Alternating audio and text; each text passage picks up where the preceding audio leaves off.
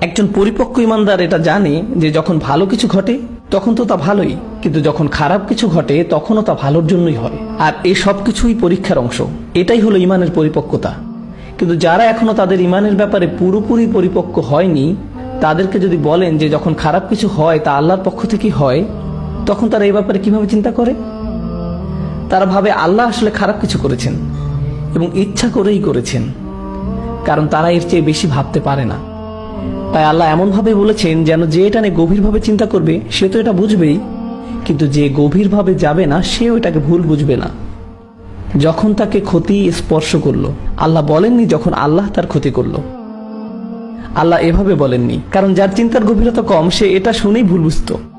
আল্লাহ আসলে ভুলটি শুধরে দিচ্ছেন এভাবে, যখন তাকে ক্ষতি স্পর্শ করলো সে সম্পূর্ণরূপে হতাশ হয়ে গেল। ইয়াইস আসলে মুবালাগা, এর অর্থ হলো বিষণ্ণ হওয়া।